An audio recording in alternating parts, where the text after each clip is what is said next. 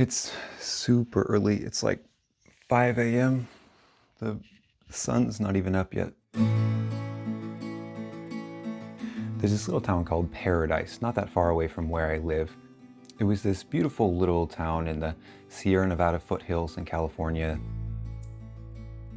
A couple years ago, there was this incredible tragedy where the whole city was consumed in a wildfire. 150,000 acres were burned. Something like 26,000 people lost their homes and had to evacuate to surrounding cities. Over 1,000 people unaccounted for in Northern California after a fast-moving wildfire demolished the small town of Paradise. There was tent cities in all of the different areas. In my town, the fairgrounds had to be filled up, and we actually ended up volunteering for a bit to help out. As I was helping out at the fairgrounds, kind of looking at the rows of beds, and I actually ended up helping out with the children, I was just thinking about the devastating effects of wildfires and how incredibly tragic this can be. But then I learned some things about wildfires, and I realized that a lot of the stuff that we think we know about wildfires is just incorrect. And the real problem is Smokey the Bear. Well, let me explain what I mean by that. So this video is going to be quite a bit shorter than any of my other videos, and I'm going to do my best to explain things concisely and try to stick just to the facts. So I'm going to set a timer for 8 minutes. No fluff, no extra details, just the facts. Let's do this. So specifically in this video, I'm going to be talking about things in the Western United States. So all of the other wildfires and things that are going on around the world, Amazon's burning, other things, those are not the topic of this video. If you live in the US though, it would be crazy if you hadn't heard about all of these wildfires that have been going on. The media covers them, they're all over the social media feeds. Fanning flames across Southern California. Officials are telling us it is hotter, drier, earlier in the season than anything they've ever seen before. Of course, in Southern California, which faces an unprecedented fire threat. They are a big problem. But the media likes to focus on these things and call them things like record-breaking or unprecedented. And that way of thinking about these wildfires is really just misleading. Forest fires are completely natural. Actually, let me go a bit further. Forest fires are actually completely natural and incredibly beneficial for the ecosystem of the forest. How am I doing on time? Now look at this beautiful aerial shot of a forest. You can think of the forest and its ecosystems like a city. In this city forest, you have things like flowers or shrubs, insects, birds, mammals, or some little mouse that you don't know the name of. There's creatures and inhabitants doing different things, sharing resources, working together. Everyone is kind of competing for resources, but they're also cooperating so that everybody kind of mutually benefited by all of their shared working and cooperating and competing. Now look at this beautiful aerial shot of these super tall trees. They're luscious, they're green, they're super close together. It makes hiking really nice in these tall trees, but the problem is that when these trees get so tall and so densely packed together, all of the sunlight kind of gets filtered out from hitting the ground. So when the sunlight gets filtered out from hitting the ground, all of the wildflowers and shrubs and other trees that would like to grow end up getting kind of choked out because there's not enough nutrients for them to kind of come up like they would. Going back to the city analogy, all of the tall, bigwig trees are hogging the nutrients from the lower down, less well-off plant life. This is where fire comes in. Fire is like the forest's natural reset mechanism. It takes all of those dense underbrush and the tall trees and it kind of just thins them out a little bit to make space for new growth and new things to happen. I live in the California Valley, right next to the foothills, and as you can imagine, there are wildfires here pretty regularly.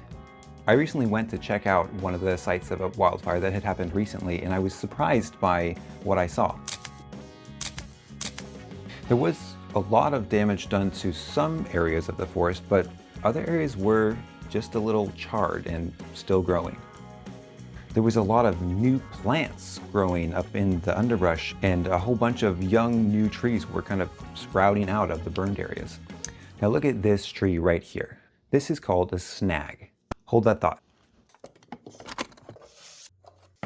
So this SNAG was completely killed by the fire.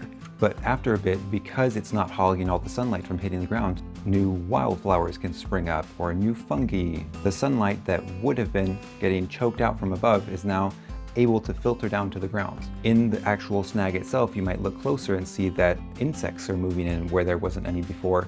Maybe a woodpecker comes in and starts eating those insects and bugs off of the snag. After a while, a woodpecker might even burrow out a hole into this tree to live in. And then if the woodpecker moves on, a mammal might come in and say, look, there's a brand new house for me. All of a sudden, what once was one large tree using up all the sunlight is now a thriving ecosystem of biodiversity and relative economic prosperity for all of the plants and insects and wildlife involved. Back over here. So with all of these different plants and animal lives, the biodiversity of all of these different organisms and animals and plant life all working together is the biodiversity that kind of forms the backbone and the currency of the forest. This biodiversity creates extremely resilient ecosystems that can thrive even under pressure. So if you look at this beautiful shot of the forest, my gut instinct would have told me that this was a healthy forest. But in reality, healthy forests look a lot more like this. People who know a lot about forests will call this kind of forest a mosaic. And these mosaics are created when the fire has a chance to burn through all of that underbrush and everything every so often to thin things out and create that wonderful biodiversity that helps keep a forest healthy. Now, do you remember before how I said Smokey the Bear was the devil? Maybe I just thought it. The reason I'm telling you this is because Smokey has done an incredible amount of damage to the natural mechanics of the forest and how things are balanced out. If you enjoy camping as much as I do, then you probably had one of these. In the western United States in around 1910, there was a huge fire. It was called the Great Fire. It burned around 3 million hectares of land. And in response to this, the U.S. Forest Service started an ad campaign. There's a good chance you're familiar with this campaign. It's the Only You Can Prevent Wildfires.